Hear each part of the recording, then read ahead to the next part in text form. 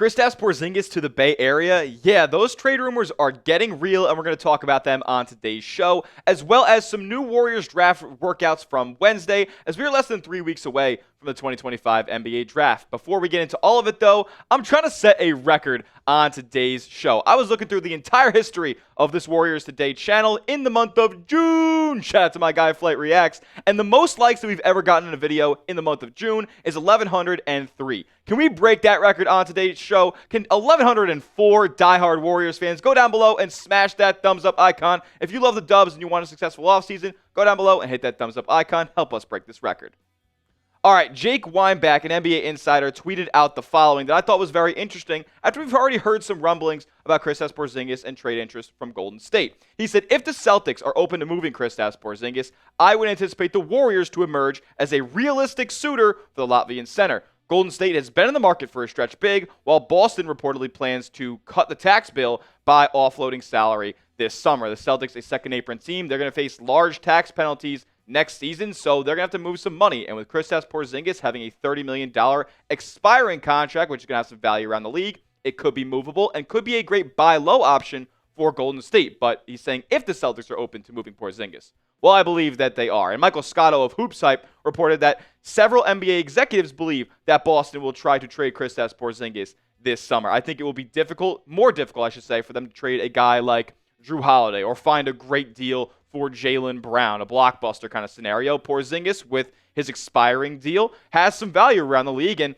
for a Golden State team that doesn't have a ton of big money to move around and go swing for a big all-star, well, this could be a good buy low opportunity for the Dubs. And Brett Siegel previously reported with the Warriors' interest in Porzingis a little bit earlier this offseason, dating back all the way to 2023 before Boston even traded for him. He said the Golden State Warriors have long been viewed as a potential destination for Porzingis before he even joined Boston in 2023. It is no secret to anyone that the Warriors will be seeking immediate frontcourt production.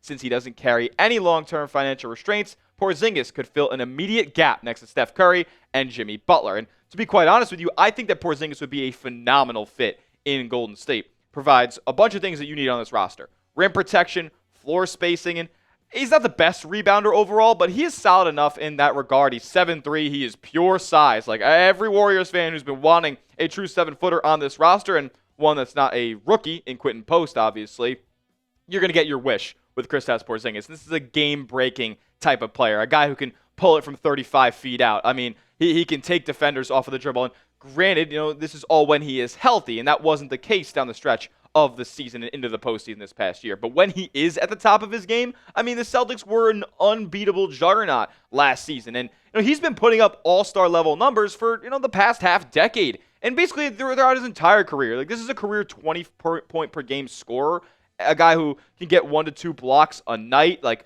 40% three-point shooter year in, year out. Like, this is a guy who I would want in Golden State. And for the price that he's going for right now, like, in normal years, the Dubs wouldn't even be able to pull off a trade like this because Porzingis is actually such a good player. But you see the games played there year by year. The long thing that has been constant with Porzingis is his availability or lack thereof. And really, in the postseason, that reared its ugly head. And he was available, but not really at the same time. His postseason stats this year were abysmal because he got hit with that mystery illness that originally showed up in March, held him out for a couple of weeks, and then reared its ugly head back again in the postseason, where Joe Mazzulla, the Celtics head coach, said that Kristaps Porzingis couldn't even breathe half the time he was out there on the basketball court. So it was not a great situation for KP to be in, and it's leaving a lot of NBA fans and Celtics fans specifically with a sour taste in their mouth for the end of his Celtics career, at least it looks like at this point. But I don't think that we can look at those numbers in a vacuum and assume that that's the player that he is or is going to be moving forward. Like, over the past 2 regular seasons with the Celtics, Porzingis has a top 15 box plus minus in the entire NBA. Like, he is an incredibly effective basketball player when it comes to impacting winning. Like, he defends, he can shoot the lights out from long range, and he provides a frame that you just can't teach in this league, 7'3". So I think he would be a phenomenal fit in Golden State. Now it just comes to what's it going to cost and how much depth is Golden State going to have to give away, because we know they don't have a ton of big contracts on their roster, and Draymond, Jimmy, and Steph aren't going in a deal for KP. So what does the deal look like? Bleacher Report brought this idea up a couple weeks ago. saying that Porzingis would come over to Golden State in exchange for Moses Moody, Buddy Hield, Trace Jackson-Davis, and Guy Santos. So 4-for-1 deal. Now Golden State would only have like 6 or 7 players active on their roster for next season if this was something that came to fruition. But look, man, I think Porzingis is just far valuable at his peak, obviously, than any of these players that you're giving away for Golden State. And from the Celtics' point of view, like they could reroute Buddy Hield in this deal and then end up saving $10 million, helping some more money get off their books, and then an intriguing young bench guard wing role-playing piece in Moses Moody, Trace Jackson-Davis, and Guy Santos kind of just get the money done in this scenario. So, should the Warriors trade for Kristaps Porzingis? Is that an idea that you are open to? Let me know in the comment section, yes or no. Is KP a good fit in the Bay Area, next to Steph, next to Jimmy, next to Draymond? I think as far as impact players go, it probably would be a good move. Let me know what you guys think in the comments section. I think Kristaps Porzingis is one of the few players in the NBA that has a buy low sticker on him right now, but could end up turning into all-star level production if he is healthy. Now, that is a massive question mark. But for a Golden State Warriors team that looks like a huge gamble right now with having 37-year-old Steph, 36-year-old Jimmy, 35-year-old Draymond, this is another gamble that you might have to take. And for a team that can't really acquire much additional all-star level talent without sending away one of those 3 big salaried veterans, like Porzingis is a name that is attainable for Golden State this offseason. So I'm all in on at least going out there and making a call to Brad Stevens and the Boston Celtics and seeing what the price would be on a Kristaps Porzingis trade. He would fit in marvelously in the Golden State Warriors' entire system, quite frankly. So in the next part of today's show, coming up, we'll go through another Kristaps Porzingis trade idea if you didn't like that one. This one might help the Warriors just a little bit more, at least from my point of view. And we'll go through the Golden State Warriors' recent draft workouts. But first, I got to give a huge shout out to our sponsor, and that is Prize Picks. Prize Picks is America's #1 daily fantasy sports platform because it's daily fantasy made easy. Win up to 2,000 times your money watching your favorite sports on Prize Picks, whether it's basketball or hockey with the finals in full force on both sides right now, or if it's baseball, or even get wacky and go with golf, bowling, darts, esports. They got everything on Prize Picks. And they always want to make it easy for you guys to win real money in real time when they offer fun deals like Taco Tuesday, where they discount player stat projections, or Flex Friday, where if you lose your lineup, they give you your money back in promo funds up to $20. And for special events, they'll offer flash discounts like this one for the finals game 1 tonight. Tyrese, what the hell, Burton, more than 13.5 points. That was the number that Prize Picks has originally was 17.5. So take advantage of this deal and, maybe put some picks that I have in my lineup for game 1 as well. SGA more than 33.5 points. Hartenstein more than 7 rebounds. And Tyrese Halliburton more than 9 assists. But I would probably take that 13.5 points. They're asking you to do it. Take my picks or fade them. Just do it at Prize Picks. Download Prize Picks today. Use the promo code CLNS for $50 instantly when you place your first $5 entry. You don't need to win to receive the $50. It's guaranteed. Prize Picks. Run your game. All that information will be clickable down in the comment section and description of today's video.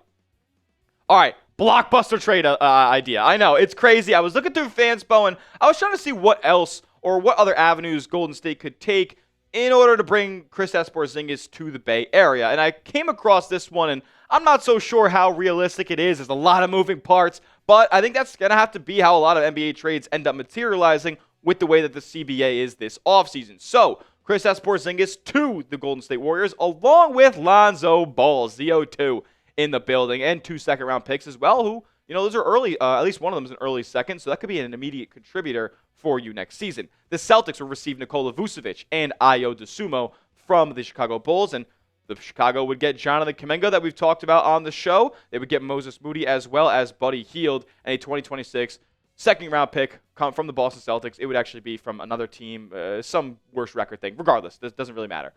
So the Warriors would get Kristaps Porzingis and Lonzo Ball. And I like this deal a lot. I think the Warriors accept this. I think the Celtics actually would probably accept this as well. Maybe they can move off of Nikola Vucevic before the trade deadline as an expiring $20 million deal. But in my opinion, this deal really hinges on the Bulls and whether or not they would want to make a trade like this. This is a seismic deal, and I'm not so sure that the Bulls are, in the spot to be making this kind of trade. But who knows? I don't think Lonzo is going to be a part of their long-term future. Obviously, Nikola Vucevic isn't going to be. Ayo Dosunmu really feels like the trade chip that they'd be most unwilling to part with in this deal. So it really hinges on whether or not they'd be willing to give up Io. I think this trade benefits all three teams, and it gives Golden State another player on their roster in Lonzo Ball, as opposed to the straight up 1-for-1 or 2-team trade with Golden State and Boston. That is very, very, very valuable. Like, if Lonzo Ball is healthy, then you got a certified top end backup point guard in this league, elite defender who you can put behind Steph and Pods.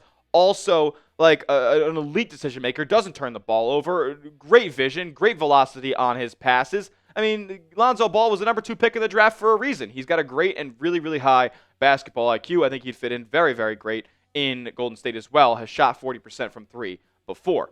And, I know the issue with Lonzo Ball is that he's not available. Look, this is a massive gamble. Kind of like I alluded to before with Steph, Jimmy, and Draymond kind of at the helm as aging veterans. Never really been a core like that's won a championship at that age. And then you factor in trading for Porzingis, who's not always available. And then, you lump in this 3-team deal, and Lonzo Ball comes over to Golden State. We know his health concerns over the past couple of years. It's a massive gamble, but you might as well just try your luck some more, because I think this Golden State team, in order to be a championship contender, needs to have as many talented players on the roster as possible. And Kristaps Porzingis and not Drew Holiday, Lonzo Ball are very, very talented players. The question is, can they be available out there on the basketball court? The jury's out, but as far as the talent they can provide for this team, I would be willing to make these moves. I don't think that the pieces that they're sending out in either of these 2 trade ideas are all that impactful in the grand scheme of things. So, out of the ideas we've gone over on the show, pick a trade to make. If it's this first one that's just very, very simple, but does send away more players than the second option, 1-for-1, Porzingis to Golden State for a couple of players going back to Boston, type 1 in the comments section. If it's 2, type 2 in the comments section. That sends Lonzo Ball and Kristaps Porzingis in a 3-team deal to the Bay Area. I'm trying to hear from Dub Nation on what they think would be the better deal for, I guess, all sides involved.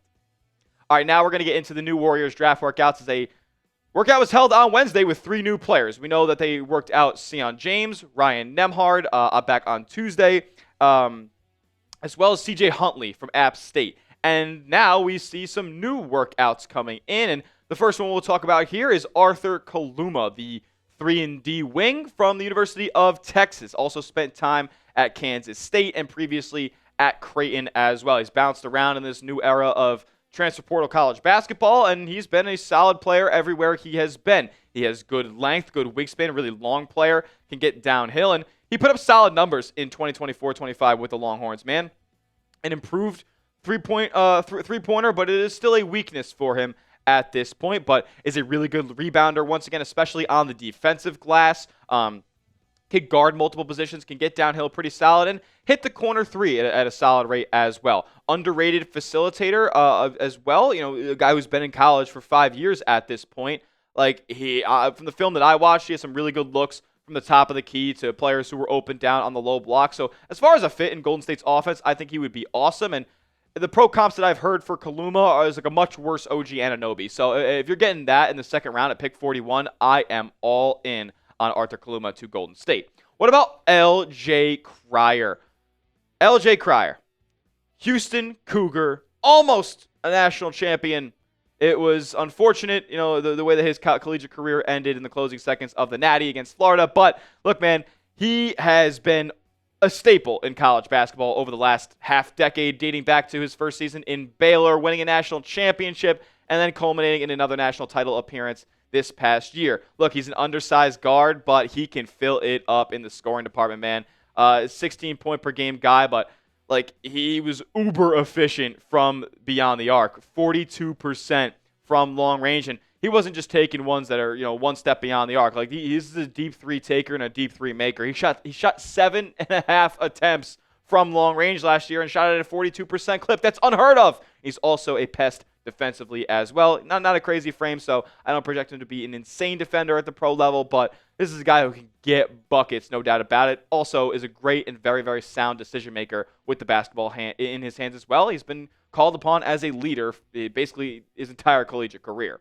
What about the last guy that they brought in for a workout as well? Trey Galloway, the 2 guard, 6'4", out of Indiana. And if you've sensed a trend, each of these guys are all 23 years old at this point. So Golden State going with some experience. And again, they with pick 41, like not all of these guys they bring in for workouts are going to be in mock drafts. They're not all going to be mocked up to be, these second round guarantees or anything like that. So like for Galloway and Cryer, both of them projected to be undrafted at this point. Kaluma, more of a, I guess, for sure or likelier second round pick. But Galloway overall, like a player that I'm just not too, keen on. He didn't put up great numbers last year in his final season at Indiana. Spent all 5 of his collegiate seasons there. Not an efficient three-point shooter and doesn't take a high volume whatsoever. The way that I see Trey Galloway get a lot of his work done is coming off of screens and kind of getting downhill towards the middle of the floor, whether he gets a float, like a floater or something like that up,